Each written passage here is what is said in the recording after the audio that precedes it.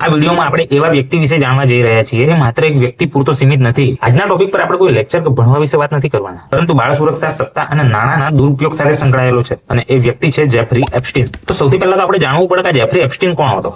Jeffrey Epstein એક American financier હતો અને તેનો જન્મ થયો હતો 20 જાન્યુઆરી 1953 ના રોજ. શરૂઆતમાં જે એપ્સ્ટીન છે તે એક શાળામાં સામાન્ય શિક્ષક જ હતો, ગણિત અને વિજ્ઞાનનો શિક્ષક. પરંતુ થોડા જ વર્ષમાં તે નાણાકીય જગતમાં પ્રવેશ કરે છે અને અચાનક અતિશય ધનવાન બની જાય છે. આ અચાનક વધેલા નાણાં અને પ્રભાવ વિશે ઘણા પ્રશ્નો ઉઠ્યા, પણ એકવાર પૈસા આવી જાય પછી તો એ પ્રભાવ વિશે જાણવું અશક્ય થઈ જાય, અને એનો ઉત્તર આજ સુધી સ્પષ્ટ ઉપલબ્ધ જ નથી ભાઈ. એપ્સ્ટીનના સંબંધો ઘણા પ્રભાવશાળી અને અમીર લોકો સાથે હતા, જેમ કે નેતાઓ, બિઝનેસમેન, પોલિટિશિયન. અને કોઈ વ્યક્તિ સાથે ઓળખાણ હોવા એનો મતલબ એમ નથી કે ભાઈ એ ગુનો સાબિત થાય છે. જો આપણે આગળ જોતા જઈશું એમ આપણને વધારે સમજ પડતી જશે.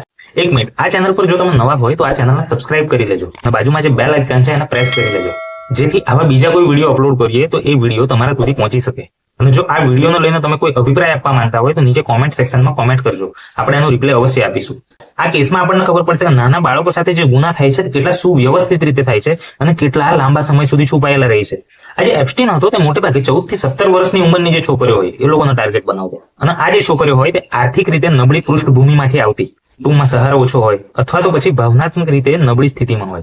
એવા બાળકો હોય એ જલ્દી પ્રભાવિત થઈ જાય, એટલા માટે એપ્સ્ટીન મોટે ભાગે એ લોકોનો ટાર્ગેટ બનાવતો. પછી એ છોકરીઓને કહેવામાં આવતું કે માત્ર હળવું કામ છે અથવા તો પછી મસાજની સર્વિસ આપવાની છે, એમાં કંઈ જ ખોટું નથી, એ રીતે એમને કહેવામાં આવતું. એ લોકોને મોટી રકમ આપવામાં આવતી, ભેટો આપવામાં આવતી અને આર્થિક રીતે મદદરૂપ થવાના વાયદા આપવામાં આવતા. અને પછી શરૂ થતી ગ્રુમિંગ નામની પ્રક્રિયા. તો આ ગ્રુમિંગ એટલે શું ભાઈ? ગ્રુમિંગ એટલે પહેલા મિત્રતા ઉભી કરવી, લાગણીથી તે બાળક સાથે જોડાવવું, બાળકને એવો આભાસ કરવામાં આવે કે બધું કંઈ સામાન્ય રીતે ચાલી રહ્યું છે, અને ધીમે બાળક સાથે જે સીમાઓ છે એ સીમાઓ તોડવામાં આવે. એટલે બાળકને એમ ના લાગે કે ભાઈ તેની સાથે થઈ રહ્યું છે તે ખોટું છે.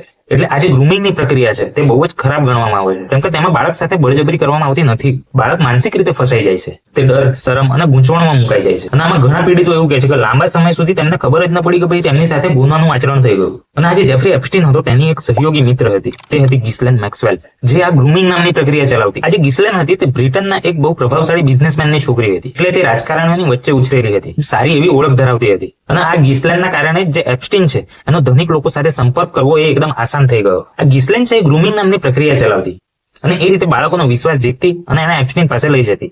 હવે એપ્સ્ટીન છે એ બાળકોનું યૌન શોષણ કરતો. બાળક જો વિરોધ કરે તો તેને ડરાવવામાં આવતું અથવા તેને ફરીથી પૈસાની લાલચ આપવામાં આવતી. અને આમાં એક છોકરીને 2 છોકરી લાવવા માટે અને બીજી 2 છોકરીને બીજી 4 છોકરી લાવવા માટે પ્રેરિત કરવામાં આવતી અને આ રીતે એક જાળ રચવામાં આવતી. હવે આપણે વાત કરીએ એપ્સ્ટીન આઇસલેન્ડ વિશે. એ છે એપ્સ્ટીનનું સૌથી રહસ્યમય સ્થળ. કેરેબિયન સમુદ્રમાં યુએસ વર્જિન આઇલેન્ડની નજીક લિટલ સેન્ટ જેમ્સ નામનો એક ટાપુ આવેલો છે. આ ટાપુને જ વિશ્વ ઓળખે છે એપ્સ્ટીન આઇસલેન્ડના નામથી. આ જે ટાપુ હતો તે સંપૂર્ણપણે ખાનગી હતો. એની પર બહારના કોઈ જ માણસની અવરજવર નહોતી, સરકારની અવરજવર નહોતી. બહારના લોકો માટે ત્યાં ગાડી પ્રવેશ અશક્ય હતો. ત્યાં છોકરીઓને ખાનગી વિમાનો દ્વારા લાવવામાં આવતી અને તેમની પર સંપૂર્ણ નિયંત્રણ રાખવામાં આવતું. આ ટાપુ એ કાયદાથી દૂર રહેવા માટે એ લોકો માટે સૌથી અનુકૂળ સ્થાન હતો. આ એપ્સ્ટીન પાસે એક પ્રાઇવેટ વિમાન પણ હતું, જેને મીડિયા દ્વારા લોલિતા એક્સપ્રેસ એવું નામ આપવામાં આવેલું હતું, જ્યાં અમેરિકા, યુરોપ અને કેરેબિયન સમુદ્રની વચ્ચે સફર થતી. જોકે પછીથી એપ્સ્ટીન ફાઇલ નામે જે કેસ ચાલુ થયો ત્યારે આ વિમાન પણ તપાસનો એક કેન્દ્ર બની ગયું.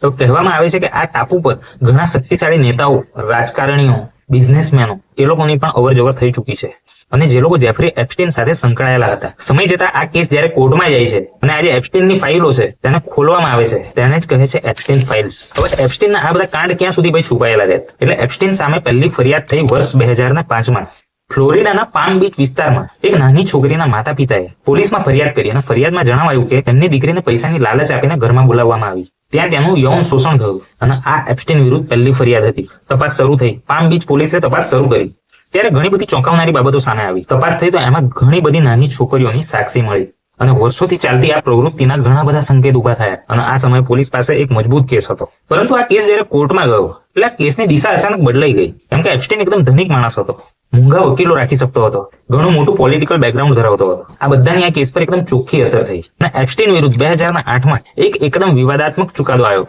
જેમાં એને કેસમાંથી બચાવ મળ્યો. એની પરથી ઘણા બધા ગંભીર આરોપો દૂર કરવામાં આવ્યા. એની ઉપર અમુક નાના નાના ગુનાઓ લગાવવામાં આવ્યા અને આ જે ગુનો હતો એના વિશે પીડિતાને જાણ પણ ન કરવામાં આવી. આ આટલી ગંભીર સજા હતી છતાં પણ તેની સજાઓ એકદમ ઓછી થઈ ગઈ. એના થઈ માત્ર 13 મહિનાની જેલ. અને એ જેલ પણ કેવી?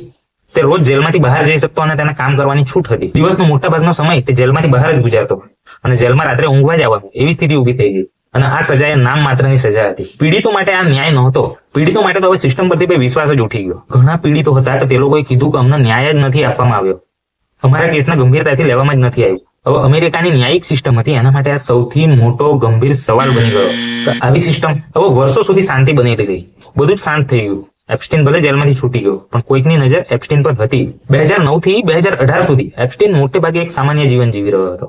ફરીથી તે ધનિક વર્તુળોમાં ફરતો, ખાનગી જેટ વાપરતો, પોતાની શક્તિ દર્શાવતો, પણ એને ખબર નથી કે માહોલ ભાઈ ફરીથી ગરમ થવાનો છે. 2019માં ન્યુયોર્કમાં ફેડરલ એજન્સીએ એપ્સ્ટીનની ધરપકડ કરી. આ વખતે આરોપો જે હતા તે ફેડરલ હતા. બાળ યૌન તસ્કરીના ગંભીર ગુનાઓ હતા. બચવાની શક્યતાઓ ઘણી ઓછી હતી. એપ્સ્ટીનને આ વખતે જામીન પણ ન મળ્યા. એપ્સ્ટીનને ત્યાં આગળ એક ખાસ જેલની અંદર રાખવામાં આવ્યો. એની પર એક સ્યુસાઇડ વોચ પણ રખાઈ કે જેથી તે સ્યુસાઇડ ન કરી લે. વિશ્વભરની મીડિયાની નજર આ જેફરી એપ્સ્ટીન પર હતી. પરંતુ 10 ઓગસ્ટ 2019ના રોજ અચાનક જ સવારે તે મૃત હાલતમાં મળ્યો. આ કેસમાં તે ઘણા મોટા લોકોના નામ લઈ લે એવી સ્થિતિ હતી. એટલા માટે આ રહસ્યમય મોતને સુસાઇડમાં ફેરવી દેવામાં આવ્યું હોય એવું કહેવાય છે. કારણ કે આ સ્યુસાઇડ વોચમાં મૂકવામાં આવ્યો તો પણ ત્યાં આગળ કેમેરા નહોતા કામ કરતા, ગાર્ડ્સ ઊંઘી ગયા હતા અથવા તો હતા નહીં એવા નિવેદનો આપવામાં આવ્યા. એટલા માટે આ શંકાના સ્થાનમાં લેવાય છે. પરંતુ આ બાબતે કોઈ સ્પષ્ટ જવાબ ઉપલબ્ધ નથી. એપ્સ્ટીનના મૃત્યુથી ઘણા મોટા આરોપીઓ બચી ગયા હોવાનું કહેવાય છે. ઘણા નામ કોર્ટ સુધી પહોંચ્યા જ નહીં. ઘણા જે પીડિતો હતા તે લોકોને સંપૂર્ણ ન્યાય ન મળ્યો. પરંતુ તપાસ અહીં બંધ થઈ ન હતી. હવે એપ્સ્ટીન ફાઇલ્સ એટલે શું? એપ્સ્ટીન ફાઇલ એ કોઈ એક દસ્તાવેજ નથી. આ શબ્દ દ્વારા સામાન્ય રીતે બધાને સંદર્ભિત કરવામાં આવે છે. કોર્ટમાં દાખલ થયેલ દસ્તાવેજ, નાગરિકોના પુરાવા, ઈમેલ, ફ્લાઇટ, પીડિતોના સાક્ષીઓ. આ દસ્તાવેજો આટલા ઘણા વર્ષો દરમિયાન વિવિધ કેસોમાંથી બહાર આવ્યા, જેને આપણે કહીએ છીએ એપ્સ્ટીન ફાઇલ્સ. શરૂઆતમાં આ દસ્તાવેજો બધા સીલ કરાયેલા હતા, પણ જે પીડિતો હતા એ લોકોના વકીલો દ્વારા, મીડિયાઓ દ્વારા ઘણું બધું દબાણ કરવામાં આવ્યું. એટલે પછી કોર્ટના આદેશથી આ દસ્તાવેજોને ધીમે ધીમે જાહેર કરવામાં આવ્યા.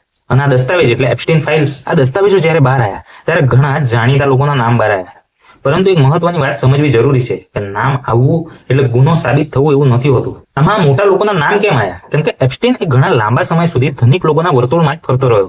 આમાં જે એપ્સ્ટીન હતો તેનું તો મૃત્યુ થઈ ગયું, પણ જે ગિસ્લેન મેક્સવેલ હતી એનું શું? જે ગિસ્લેન મેક્સવેલ છે તેને નાબાલિગોની તસ્કરી, ગ્રુમિંગ અને યૌન શોષણમાં મદદના આરોપોને લીધે ઘણી લાંબી જેલની સજા ફટકારવામાં આવી.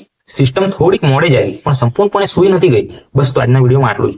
વિડીયો જો તમને ગમ્યો હોય તો એને લાઈક કરી દેજો અને કોઈ સજેશન હોય તો નીચે કોમેન્ટમાં જણાવજો. Thank you.